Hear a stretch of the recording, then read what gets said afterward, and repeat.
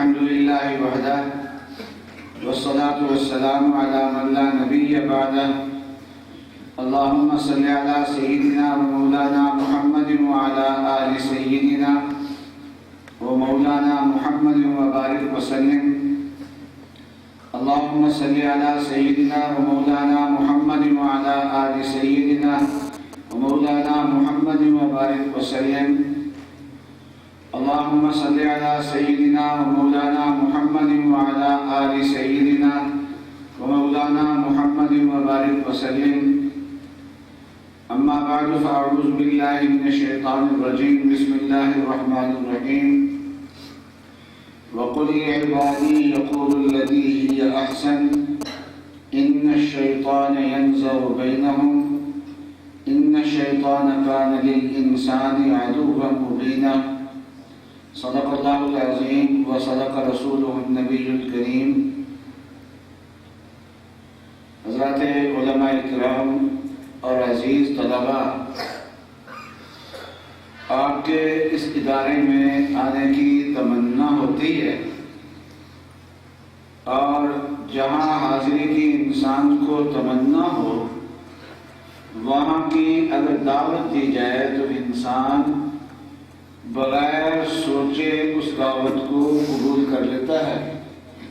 تو الحمدللہ میں بھی اسی شوق اور جذبے کے ساتھ آپ کے ہاں حاضر ہوا ہوں اور مولانا کی دعوت کو میں نے قبول کیا تھا، اور یہ آپ کا موقع تقسیم انعامات کا موقع ہے، اور امتحانات کے نتائج کے بعد انعامات تقسیم کیے جاتے ہیں تاکہ ان طلباء کی حوصلہ افزائی ہو جنہوں نے محنت کی ہے اور اعلیٰ نمبر حاصل کیے ہیں، اور ان طلباء کو شوق پیدا ہو جنہوں نے اعلیٰ نمبر حاصل نہیں کیے لیکن محنت کرتے تو اعلیٰ نمبر ضرور حاصل کر لیتے۔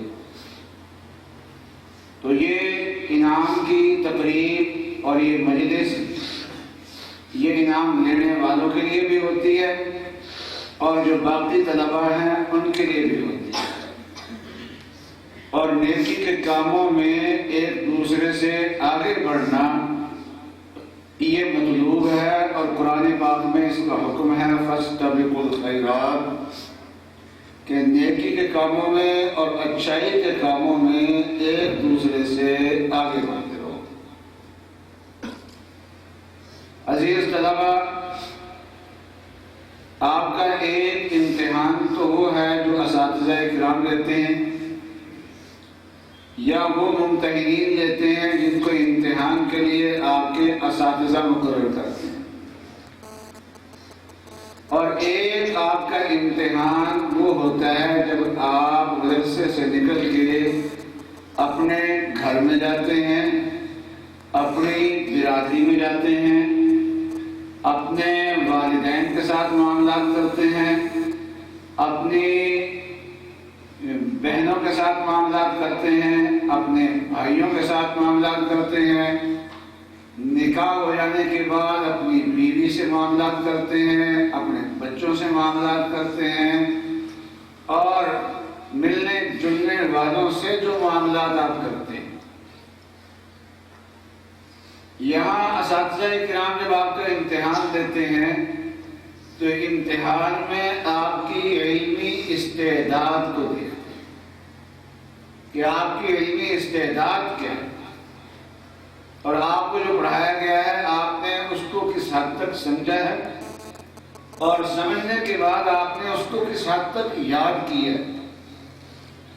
لیکن جب آپ ماحول میں جاتے ہیں تو آپ سے کوئی یہ نہیں پوچھتا کہ قضیہ شرطیہ کیا ہوتا ہے، اور متصلہ کیا ہوتا ہے، اور منفصلہ کیا ہوتا ہے، اور نصف اربع کیا ہوتی ہیں، اور مناطقہ کے ہاں اشیاء کی تعریف کرنے کے لیے وہ جنس کیا ہوتی ہے، فصل کیا ہوتی ہے، یہ چیزیں نہیں پوچھی جاتی، وہاں علم نہیں دیکھا جاتا، وہاں یہ دیکھا جاتا ہے کہ یہ آدمی ایک دینی ادارے میں رہ کے ہے، اس نے صرف وہاں پڑھا نہیں ہے بلکہ دن اور رات اس نے اپنے اساتذہ کی نگرانی میں گزارے، اور یہ ہمارے ماحول سے نکل کے گیا تھا اور دوبارہ لوٹ کے اس ماحول میں ڈھل کے پھر دوبارہ ہمارے پاس آیا ہے،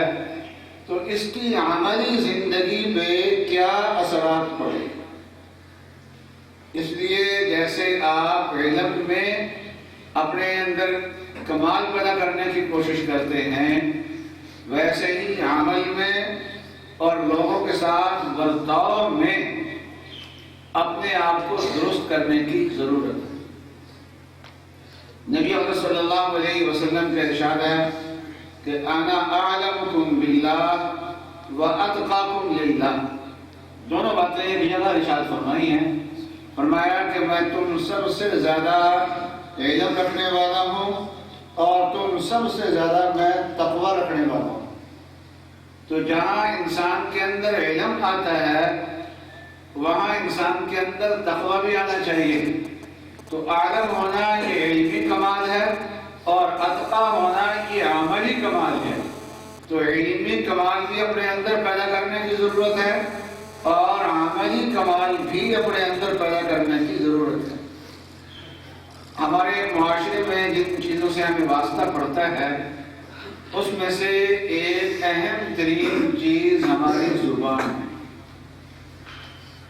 زبان کے بارے میں قرآن پاک میں بھی تاکید ہے اور نبی صلی اللہ علیہ وسلم کی تاکیدات بہت ہیں کہ انسان کو زبان احتیاط کے ساتھ استعمال کرنی چاہیے، سوچ سمجھ کے استعمال کرنی چاہیے، اور زبان میں نرمی ہونی چاہیے، زبان میں مٹھاس ہونی چاہیے، انسان کی گفتگو کا انداز اچھا ہونا چاہیے۔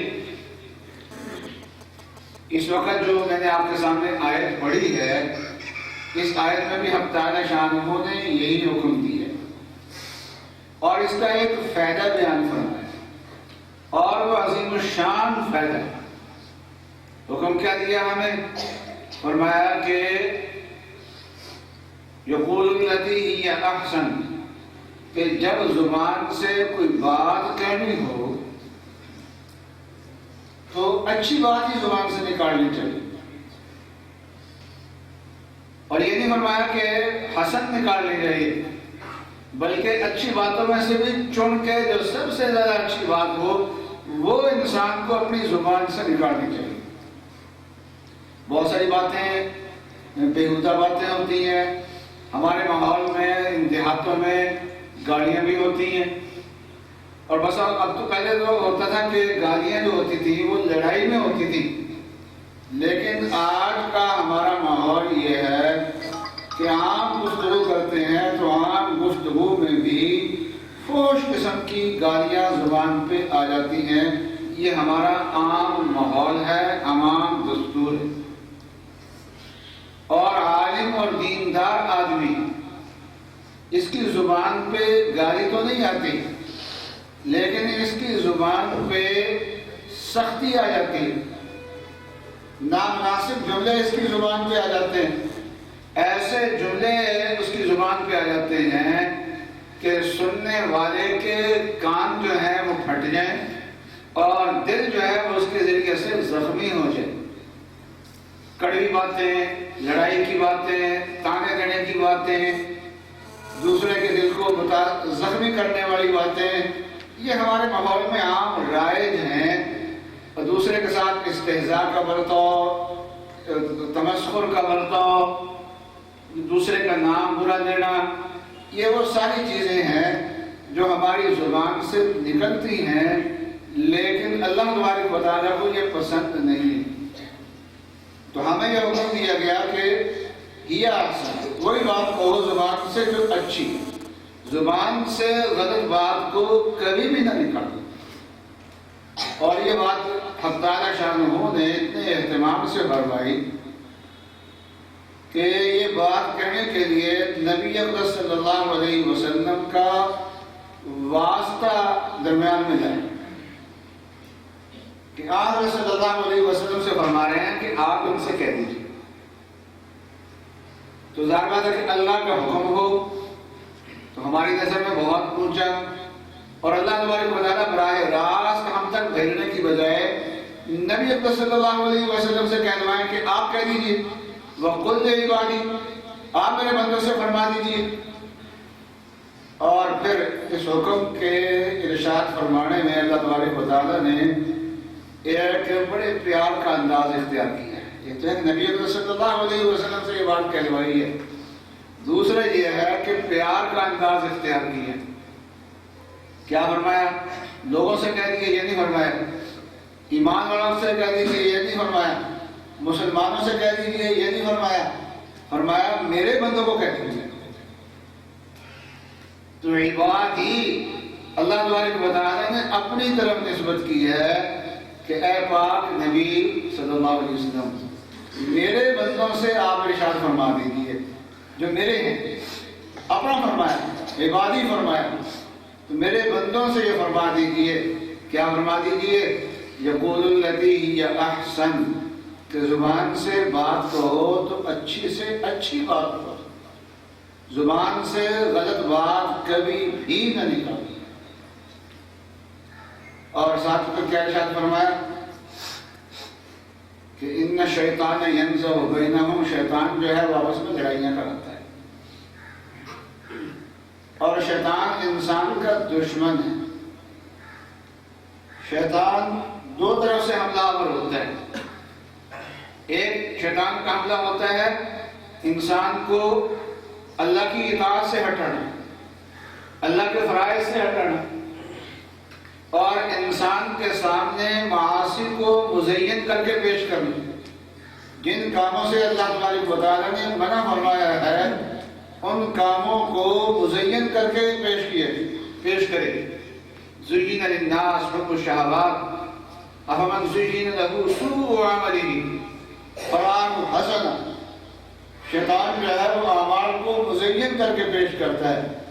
آج دنیا اللہ کی نافرمانی میں لگی ہوئی ہے اس لیے کہ شیطان نے ان کے لیے مزین کر دیا، بدنگاہی کو ان کے لیے مزین کر دیا، اور گانا سننا ان کے لیے مزین کر دیا، حالانکہ ان کو پتہ نہیں ہے کہ جن لذتوں کے اندر وہ پڑے ہوئے ہیں، آنکھ کی لذت، زبان کی لذت، کان کی لذت، یہ جن چیزوں سے حاصل کر رہے ہیں ان چیزوں سے حاصل نہیں ہوتی. اللہ تبارک و تعالیٰ نے دینی چیزوں میں اس سے زیادہ لذت رکھی. آج دنیا میں لوگ کان کی لذت حاصل کرتے ہیں گانا سن کے، موسیقی سن کے، لیکن اگر تلاوت سنیں اور نعت سنیں تو کان کی لذت اس سے زیادہ حاصل ہوگی. روح کے اندر تازگی آئے گی. اس کے اندر کوئی چیز بھی نہیں رکھی. گانے کے اندر کیا رکھا ہوا، موسیقی کے اندر کیا رکھا ہوا، کچھ بھی اس کے اندر نہیں رکھا ہوا. آپ دیکھ لیجئے کہ گانے والے جو ہیں تو اکیلا گانے والے کا گانا جو ہے وہ سجتا نہیں ہے جب تک کہ اس کے ساتھ موسیقی کو شامل نہیں کر لیا جاتا. اور جب موسیقی بھی ساتھ شامل کرتے ہیں تو بات بڑھتی نہیں ہے. گانا جو ہے وہ زیادہ لمبا نہیں ہو سکتا. 3 منٹ کا، 4 منٹ کا، 7 منٹ کا، 10 منٹ کا، بس اتنا عام طور پہ چھوٹے سیل اس کا چھوٹا رکھنا پڑتا ہے. اور عموماً گانے کو مؤثر بنانے کے لیے مرد کے ساتھ ساتھ عورت کی آواز کو بھی شامل کرنا پڑتا ہے. دونوں چیزیں ملتی ہیں تو وہ گانا جو ہے اس کے اندر ایک جان پڑتی ہے. اور ہمارے نعت خوان جب نعت پڑھتے ہیں ماشاءاللہ تو کیا حال ہوتا ہے جی نعت پڑھنے والوں کا کہ گھنٹہ پڑ جاتا ہے وہ سب کا، اور مجمع داد دے رہا ہوتا ہے. کوئی ساتھ اس کے موسیقی نہیں ہوتی، کوئی طبلہ نہیں بج رہا ہوتا، کوئی سارنگی نہیں اس کے ساتھ بج رہی ہوتی، کسی عورت کی آواز نہیں ہوتی. اور اگر یہی گویے جو ہیں وہ 1 گھنٹہ ان چیزوں کے بغیر ذرا لوگوں کو بٹھا کے دکھائیں، نہیں بٹھا سکتے، تو معلوم یہ ہوا کہ اللہ تبارک و تعالیٰ نے اگر لذت بھی رکھی ہوئی ہے تو وہ دینی چیزوں کے اندر لگی. آنکھ کی لذت بھی دینی چیزوں کے اندر ہے, کان کی لذت بھی دینی چیزوں کے اندر ہے, لیکن شیطان جو ہے وہ بھٹکاتا ہے اور منسوخ رسوخ عمل برے عمل میں. اور ایک شیطان کا راستہ یہ ہوتا ہے کہ آپس میں لڑاؤ, ایک تو اللہ سے لڑاؤ, اللہ سے دور کرو, اور دوسرا شیطان جو یہ ہے کہ انسان آپس میں لڑے. چنانچہ حدیث شریف میں ہے کہ شیطان نے اپنا عرش سمندر کے اوپر لگایا اور وہاں سے وہ اپنے کارندوں کو بھیجتا ہے, جماعتیں بھیجتا ہے. اس کا مرکز وہی ہے, وہاں سمندر میں ہے اس کا مرکز. جیسے تبلیغی جماعت والوں کا مرکز ریونڈ میں ہے, تو شیطان کا مرکز کہاں پر ہے؟ سمندر میں ہے. اور جیسے جماعتیں واپس آ کے وہ کارگزاری سناتی ہے نا, تو شیاطین جو اپنے کام کرتے ہیں, انسانوں کو گمراہ کرتے ہیں, کارگزاری سناتے ہیں, تو شیطان سنتا رہتا ہے اور کہتا ہے کچھ نہیں کیا, کچھ نہیں کیا, بیکار کام, کچھ نہیں کر کیا. ایک آدمی کہتا ہے کہ میں خامد اور بیوی دونوں میں لڑائی ڈالی, اور حتیٰ کہ اس حد تک اس لڑائی کو بڑھایا کہ آپس میں طلاق ہو گئے. تو حدیث شریف میں آتا ہے کہ وہ شیطان اس کو شاباش دیتا ہے اور کہتا ہے انت تو ہے کام کا آدمی, لائق وہ تو ہی ہے, لائق بیٹا تو ہی ہے. اور اس کو اٹھ کے کھڑا ہو کے اپنے سینے سے چپکا دیتا ہے, اس کو داد دیتا ہے. کیوں؟ اس لیے کہ انسان کی آپس میں لڑائی. تو شیطان انسانوں کے معاشرے میں جو لڑائیاں پیدا کرتا ہے اس کا ایک اہم ترین ذریعہ, اور بھی ذرائع ہیں, ان میں سے ایک اہم ترین ذریعہ جو ہے وہ زبان کا استعمال. اس لیے جب ہم مدرسے میں پڑھ رہے ہیں تو اپنے عمل کا جائزہ لینا ہے, تو کہیں ایسا نہ ہو کہ مدرسے میں ہم پڑھ کے چلے جائیں, لیکن جو ہے کہ عملی طور پہ جیسے ہم آئے تھے ہم ویسے کے ویسے رہیں اور ہماری زندگی کے اندر کوئی تبدیلی نہ آئے. علماء نے فرمایا کہ زبان کی حفاظت یہ اصل میں دین کی حفاظت ہے. نبی اکرم صلی اللہ علیہ وسلم سے حضرت معاذ رضی اللہ تعالیٰ عنہ نے ایک مرتبہ سوال کیا کہ دلنی علی عمل اذا فعلت دخلت الجنة یدخلنی الجنة ویباعدنی من النار, کہ مجھے ایسا عمل بتا دیجیے جو مجھے جنت میں داخل کرے اور دوزخ سے دور کر دے.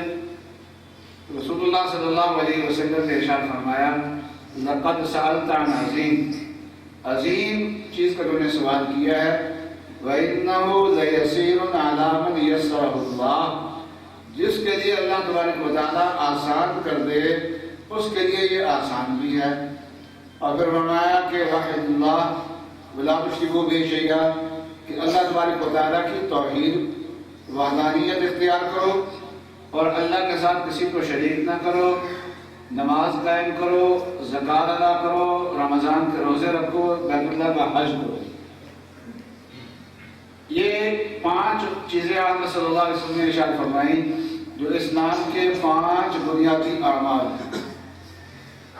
یہ سوال حضرت معاذ نے کیا ہے. اس کے علاوہ باہر سے آنے والے مسافر صحابہ نے بھی آپ سے یہ سوال کیے, دیہاتیوں نے بھی یہ سوال کیے, اور آپ صلی اللہ علیہ وسلم نے اس جواب تک اکتفا فرمایا, کیونکہ وہ آنے والے تھے, ان کے لیے مختصر تعلیم کی ضرورت تھی.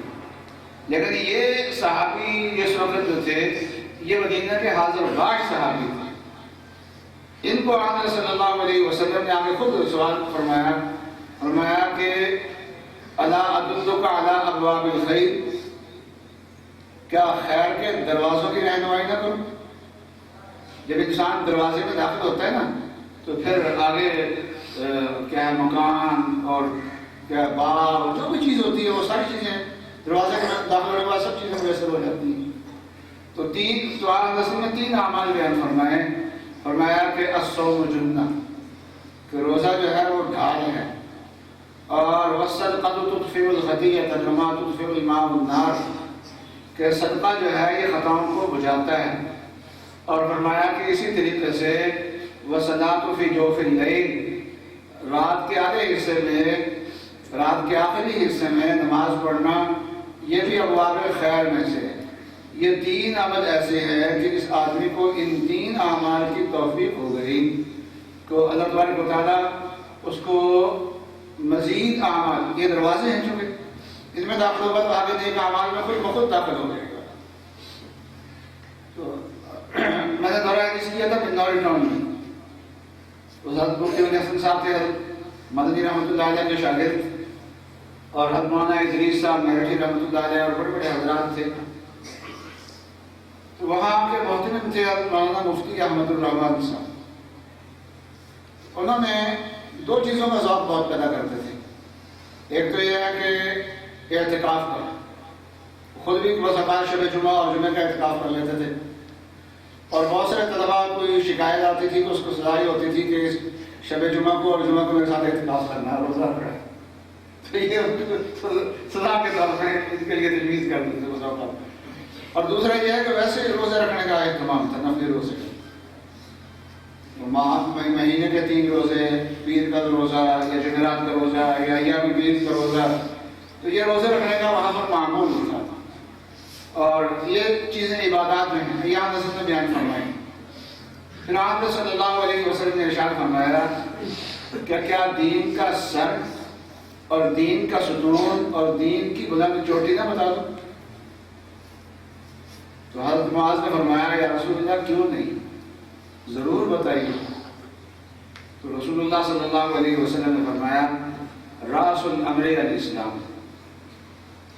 कि दीन का जो सर है वो इस्लाम है, व अमूदुहु अस्सलाह, और दीन का जो सुतून है, दरमियान का सुतून जिसकी वजह से दीन कायम है, वो फरमाया नमाज है।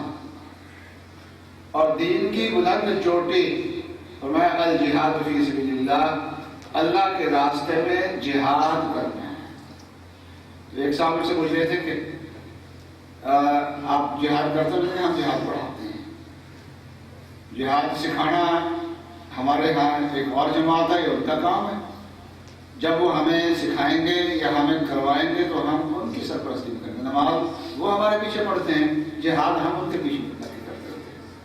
तो जिहाद भी कैसे भेजना, अल्लाह के रास्ते में जिहाद। एक साहब थे, वो सरकारी अफसर थे, फौजी थे, वो बोलने लगे कि आप जिहाद के कायल हैं? मैंने कहा बिल्कुल कायल है। तो आप जाते भी हैं? मैंने कहा जब आप ले जाते हैं तो जाएंगे इंशाअल्लाह। पहले भी आप लोग ले गए थे, हम गए थे, अब भी आप लोग लेके जाएंगे तो हम जाएंगे। जब आप लेके जाएंगे हम जाएंगे इंशाअल्लाह। क्योंकि हुज़ूर सल्लल्लाहु अलैहि वसल्लम ने फरमाया कि फतेह मक्का के बाद हिजरत नहीं है, लेकिन जिहाद वो नहीं है।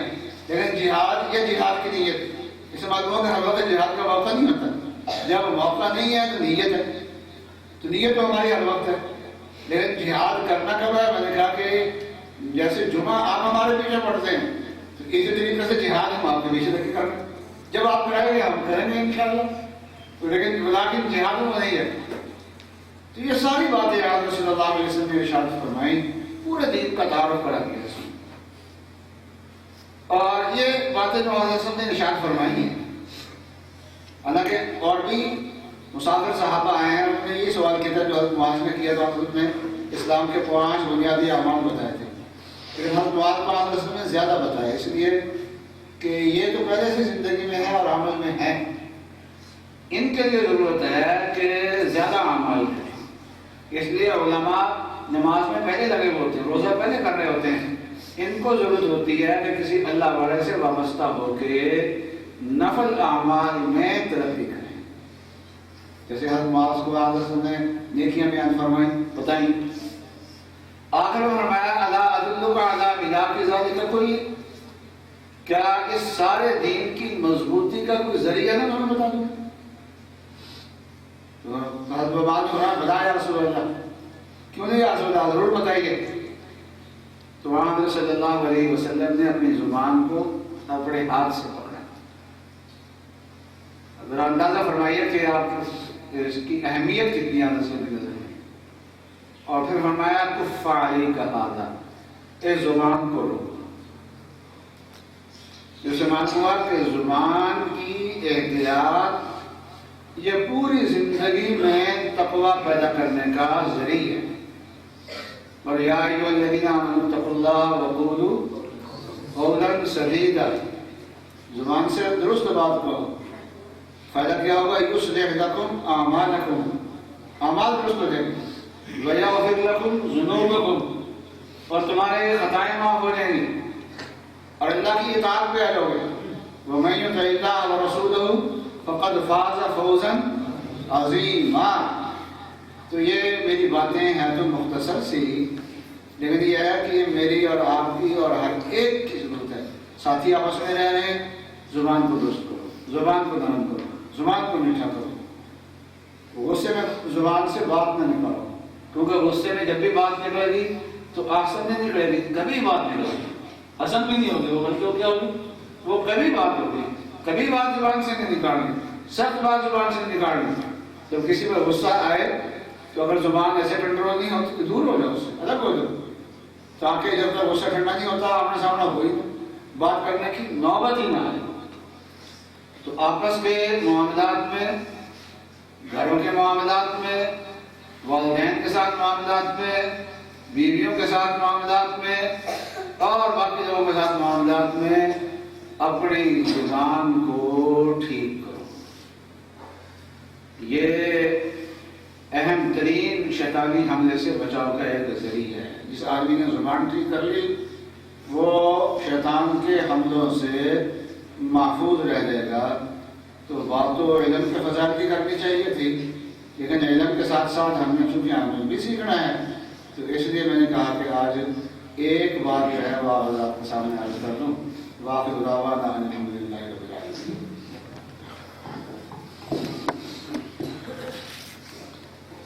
آپ حضرات نے گفتگو تو سن لی ہے.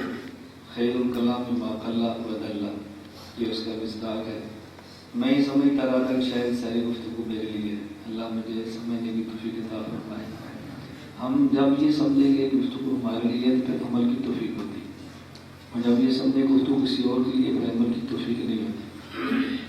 تو میں استاد کی آمد پر بھی خوشی ہے، اور اس سے زیادہ خوشی ہے استاد جی نے مختصر وقت میں نے بہت اچھی نصیحتیں فرمائی ہیں. اللہ تعالیٰ ہم سب کو اس پر عمل کرنے کی توفیق عطا فرمائے. تو اگر میں اور آپ ہم یہ آجاہت کر لیں استاد جی کی موجودگی میں ہی کہ ہم انشاءاللہ آئندہ اپنی زبان کی حفاظت فرمائیں گے انشاءاللہ. آپ کرتے ہیں اس کو زبانی ہم جتنا زور سے انشاءاللہ کہتے ہیں اس سے زیادہ اس پر عمل کی ضرورت ہے.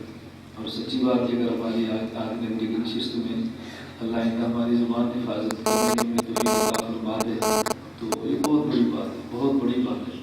تو شاید ساری تعالیٰ کا سفر ہماری زبان کی حفاظت کا ذریعہ بن جائے، گناہوں سے بچنے کا ذریعہ بن جائے اور پچھلے گناہوں سے توبہ کی توفیق کا سبب بن جائے تو ہم سمجھیں گے کہ ہماری بہت بڑی نجات اور کامیابی ہے.